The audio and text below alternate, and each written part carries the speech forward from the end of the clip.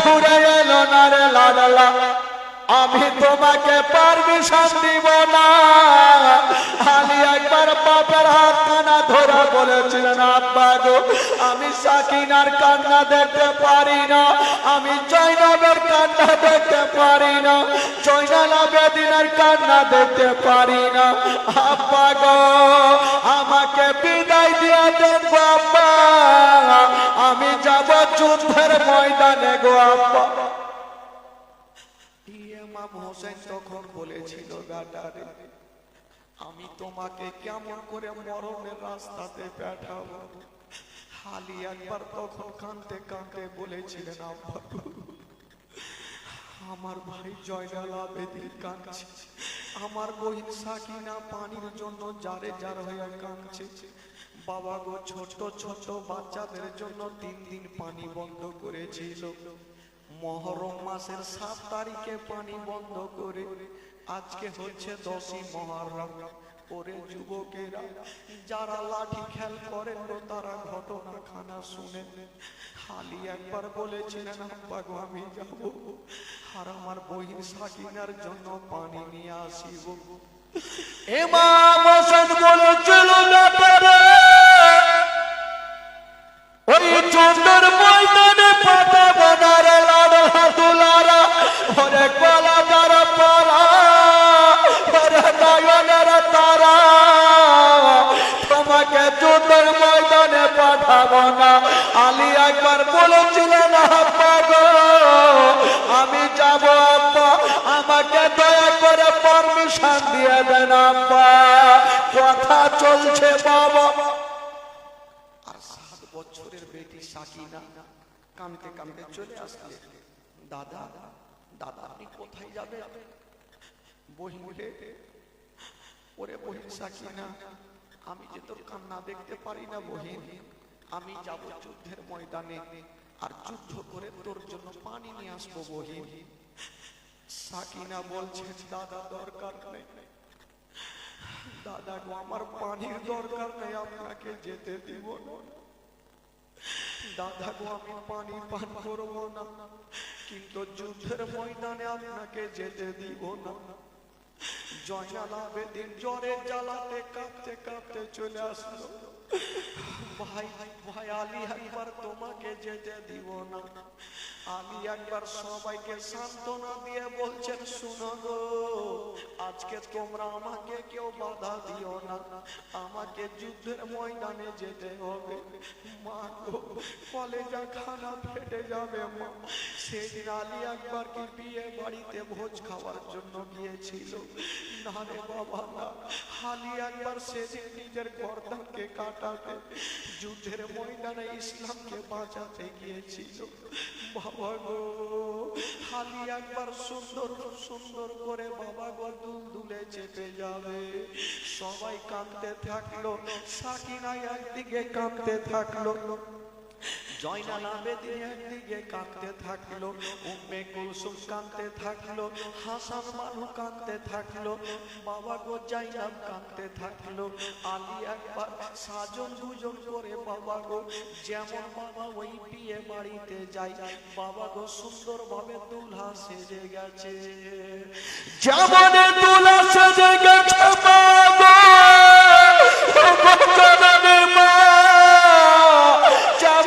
তুলা চেপে গেছেন বন্ধরা, দুলদুলে চেপে গেছে মা গো।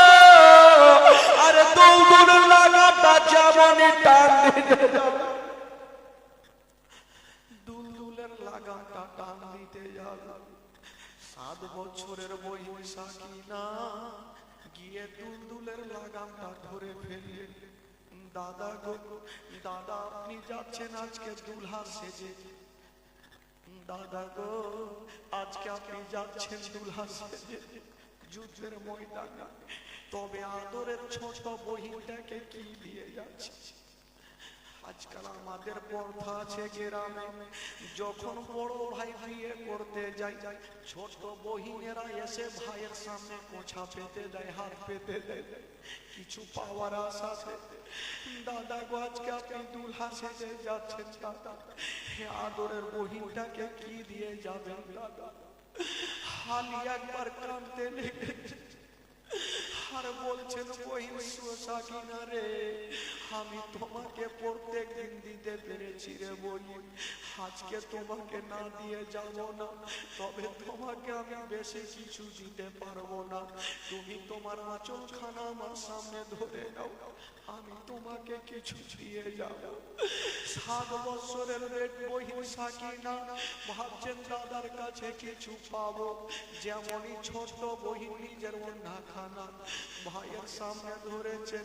হালি একবার একটু মুখটা বাড়ায়, চোখের দুটা পানি, চোখের পানি গোছাতে ফেলে দিলেন আর বলছেন বহিন সাকিনা, আজকে আর থেকে বেশি যাওয়ার মতো আমার কাছে কিছু দুটা ফোঁটা চোখের পানি আমি তোমাকে দিয়ে গেলাম, একটু যত্ন করে রাখি। ওই 7 বছরের বহিন সাকিনা কোঁচাটাকে সামনে নিয়ে বুকখানে ভরে নিয়ে খিবার মধ্যে গিয়ে ডুবরে ডুবরে যেন কাঁদতে আরম্ভ করেছে। যেমন কাঁদতে লেগেছেন বাবা, কাঁদতে লেগেছেন বাবা। ইমাম আলী একবার বলেছিলেন বহিন সাকিনা রে, ওরে বহিন সাকিনা তুমি চোখের পানি ফেলিও না, আমি সব সহ্য করিব, তোমার চোখের পানি দেখতে পারবো না, সাকিনাকে সান্ত্বনা দিও। সাকিনাকে সান্ত্বনা দিয়ে ইমাম আলী একবার দুলদুলে চেপে গেছে, একটু দূর আগিয়ে গিয়েছে, মদিনার দিকে মুখটা করে দাঁড়িয়ে গেছে। ইমাম হোসেন বলছে, বেটা তুই কি ভয় পেয়ে গেলি বেটা, যুদ্ধের ময়দানে যাবি না? আব্বা আজকে আমি দাঁড়িয়ে গেলাম কেন রে বেটা? আব্বা আমি মদিনার দিকে মুখটা করে এই জন্য দাঁড়ালাম, যখন আমি মদিনা থেকে আসছিলাম মক্কা, আমার একটা 11 বছরের বহিন শুকরা খাতো আমার হাতখানা ধরে কাঁদছিল, ভাই আমি একবার আমাকে সঙ্গে করে নিয়ে চলো। আমি তখন বলছিলাম বহিনে আমি তোমাকে আজকে নিয়ে যাব না, বেশ কয়েকদিন পর তোমাকে নিয়ে যাব। আমি আমার বহিনের ওয়াদা পূরণ করতে পারলাম না, তার জন্য একবার মদিনার দিকে মুখটা করে আমি একটু বহিনের কাছে ক্ষমা চেয়েছি। আব্বা আমার বহিনের ওয়াদা পূরণ করতে পারলাম না আব্বা, তার জন্য আমি বহিনের কাছে মদিনার দিকে মুখটা করে বহিন শুকরা খাতুনের কাছে ক্ষমা চেয়ে নিয়েছি। বহিন শুকরা রে, আমাকে ক্ষমা করে দে বহিন, তোর আশা পূরণ করতে পারলাম না, তার জন্য আমি মদিনার দিকে চেয়ে চেয়ে দেখছি আর ক্ষমা চাইছি। ইমাম হোসেন বলেছিল, বেটা আমি একবার রে তোমাকে একটা কথা বলে দিই, আমরা হলাম নবী বংশের ছেলেরে বেটা, তুমি যুদ্ধের ময়দানে যাচ্ছ যাও বেটা, তবে ভয়ে তুমি পালিয়ে আসবে না বেটা। হালি একবার বলেছিলেন, আব্বা গো আজকে মারবো না হয় মরবো, আজকে একটা কেউ জিন্দা রাখবো না। হালি একবার দুলদুলের লাগামটা টেনে দিয়েছেন বাবা, আর যেমনই দুলদুলের লাগামটা টেনে দেওয়া হইল বাবা গো, দুলদুল যেন চলতে থাকলো। ইমাম হোসেনের বাবা গো মুখ দিয়ে একটাই কথা বেরিয়ে গেল, আলী একবারে সে বলে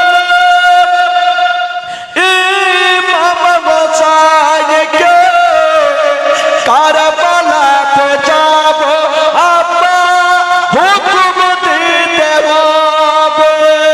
হোসেন বলছে না বেটা ফিরে আসবে না রে, ইসলামের জন্য শহীদ কারবালায়, ইসলামের জন্য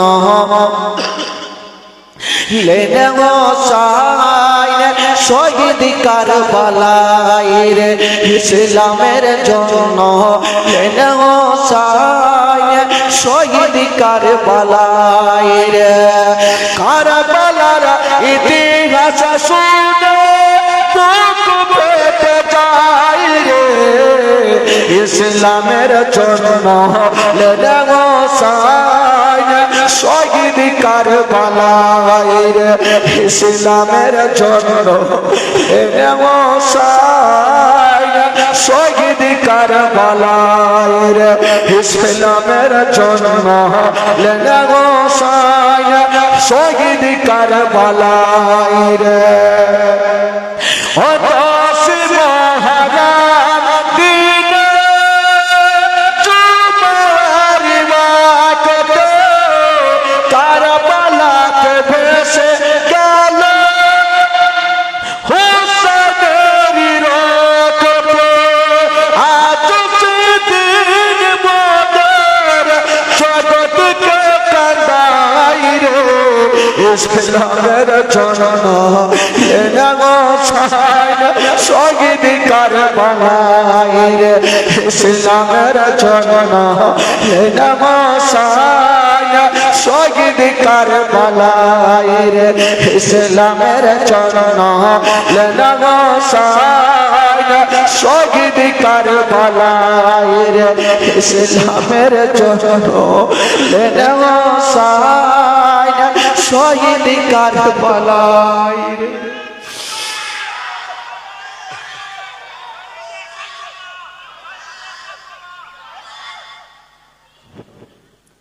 ইমাম হুসাইন বাবা কথা বলতে থাকলো আর আলী একবার দুলদুলের লাগামটা টেনে দিয়েছেন বাবা যেমনই দুলদুলের লাগামটা টেনে দিয়েছেন বাবা ওরে যুবকেরা শোনেন বাবা কারবালার ঘটনা যেমন দুলদুলের লাগামটা টেনে দিয়েছেন গো ওই দুলদুল যেন পৌঁছে গেল যুদ্ধের ময়দানে যেমনই পৌঁছে গেছে না ইমাম আলী একবার বলছে না ওরে দুশমনেরা একদিকে 22,000 সৈন্য আর একদিকে আলী একবার একাই একদিকে 22,000 সৈন্য আর একদিকে ইমাম আলী একবার একাই আলী একবার বলছেন ওরে ইয়াজিদের সৈন্যরা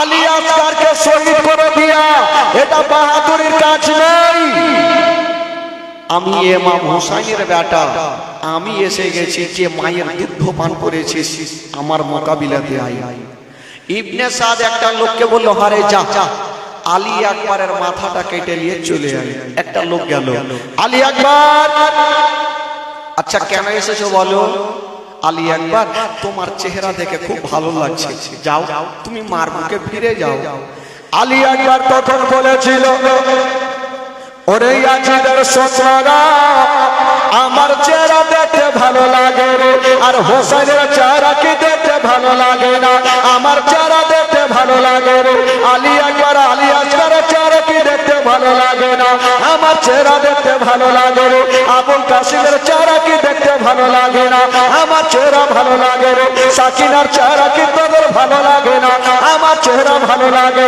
চাইনা বলবে কুলসুমের চেহারা কি ভালো লাগে না যে তাদের জন্য তোরা পানি বন্ধ করে দিয়েছিস এই কথা যেমনই বলতে নাই ওই দুরাচার দুশমন গাদ্দার হাতে ছিল তার বাড়ি খানা বাবা গো আলী আকবরের গলা তো চালিয়ে দিয়েছ আলী আকবরের হাতে ছিল তার বাড়ি খানা বাবা গো ঢালে এড়ে নিল আর আলী আকবর তার বাড়ি চালালো ওই দুশমনের মাথা কেটে যেন জাহান নামে পৌঁছে গেল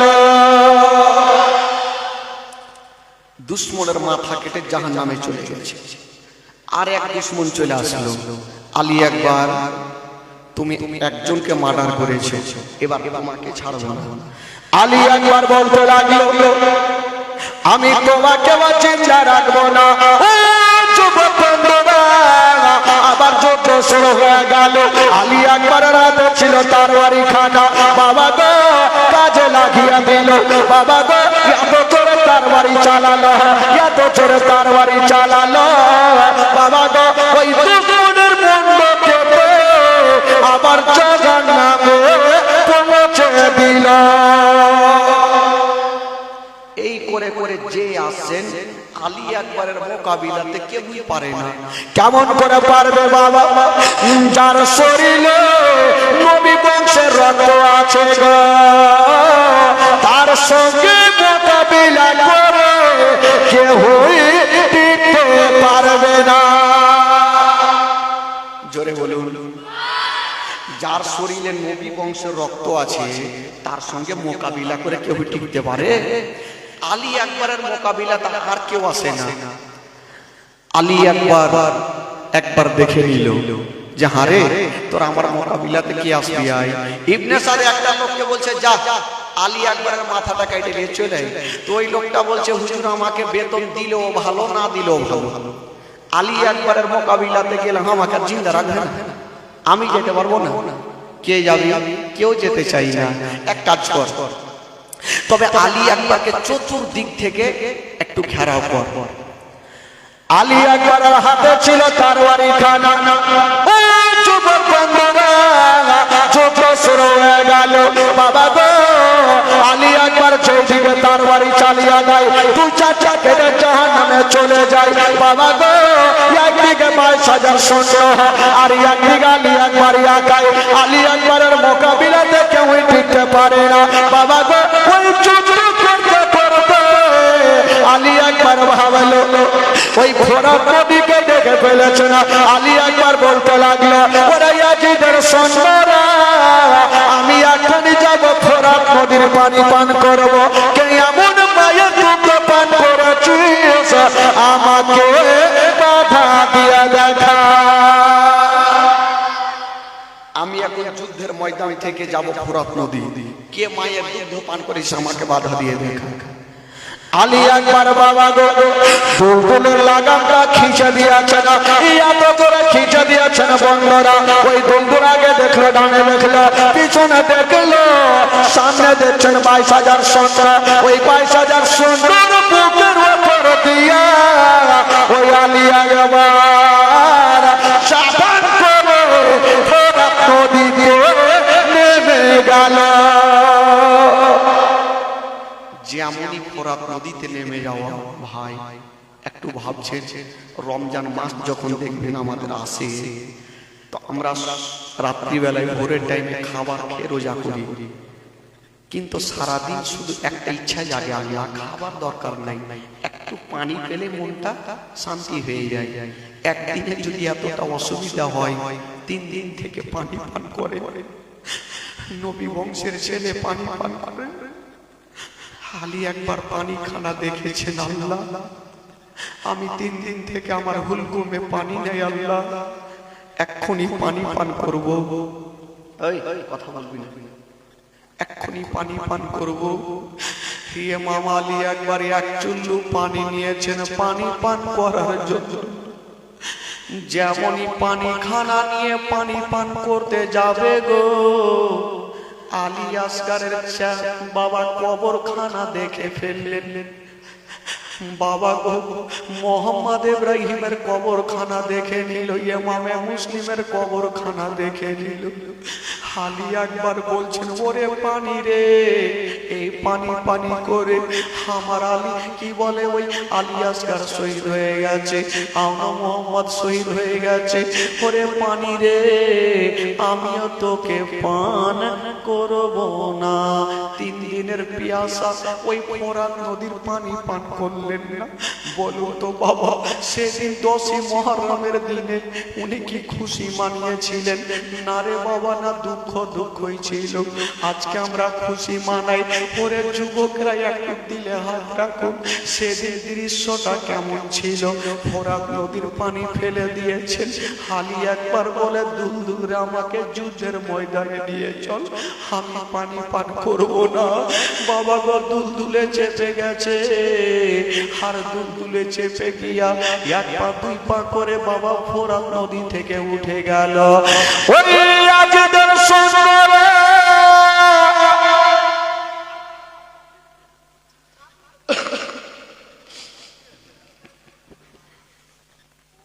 আলী আকবরের মোকাবিলাতে কেউ আসতে পারে না।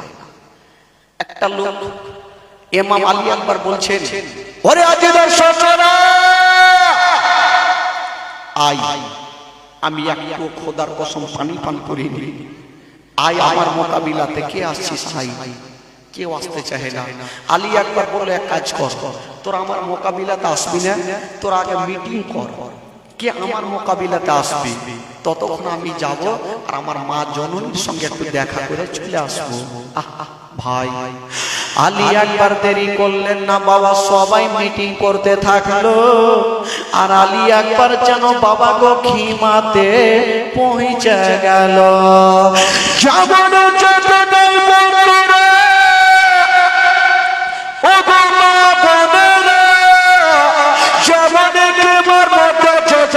বাবা ওইদিকে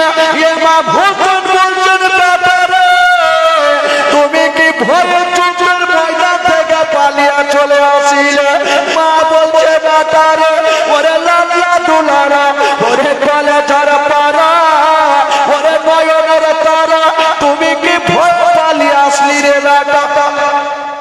আলী একবার বলছেন, মা মা গো আমি ভয়ে পালিয়ে আসিনি মা, আমার শরীরে নবী বংশের রক্ত আছে, আমি ভয়ে পালিয়ে আসি। তবে কেন আলী বেটা বল?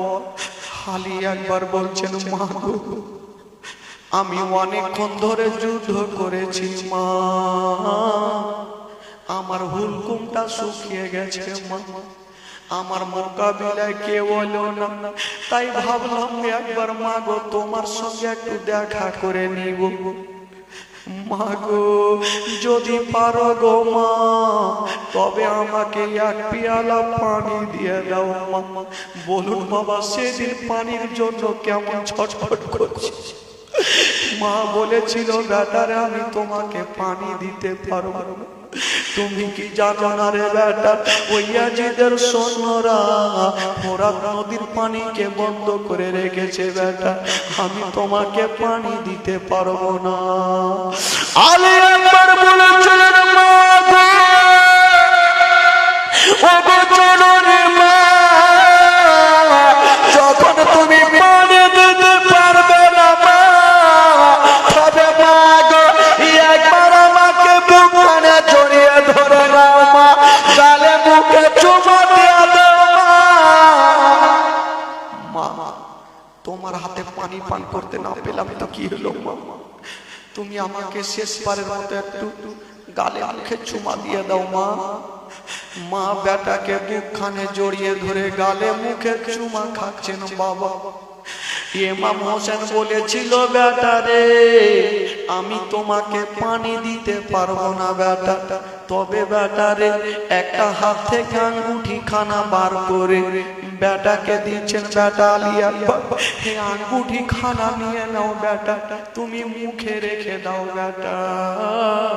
বেটা রে আঙ্গুঠি খানা মুখে রেখে তুমি সে আশাটা পানির পূরণ করো। বাবা গো পানির কাজকে আঙ্গুঠিতে হবে। আলী একবার বাপের কথা শুনে আঙ্গুঠি খানা মুখে নিয়েছেন বাবা, যেমনই মুখে নিয়েছেন আবার বলছেন, আব্বা গো আমি চললাম। সাকিনা বলছেন, দাদা গো আবার আপনি চলে যাবেন দাদা? হ্যাঁ রে আদরের বহিন সাকিনা, আবার আমি যুদ্ধের ময়দানে চলে যাব। বাবা গো আলী একবারের চেহারা আমার নবীর মতো দেখতে ছিল বাবা, এই জন্য আলী একবারকে সাবিহে পায়ম্বর বলা হইতো। ও যুবকেরা, ও বোনেরা, এবার আলী একবার যুদ্ধের ময়দানে চলে গেছে। ওইদিকে ইয়াজিদের সৈন্যদের বাবা মিটিং হয়ে গেছে। ইয়াজিদের সৈন্যর মিটিং হয়ে গেছে। আলী একবার যদি আসে আমরা এক এক করে যাব, একই সঙ্গে আমরা হামলা করব। চতুর্দিক থেকে যখন তীর যাবে আলী একবার জমিনে পড়বে, তখনই গিয়ে তার মাথাটা আলাদা করে দিব। বাবা তাই করা হইল। ওই আলী একবার যেমনই বাবা যুদ্ধের ময়দানে দ্বিতীয়বার চাওয়া,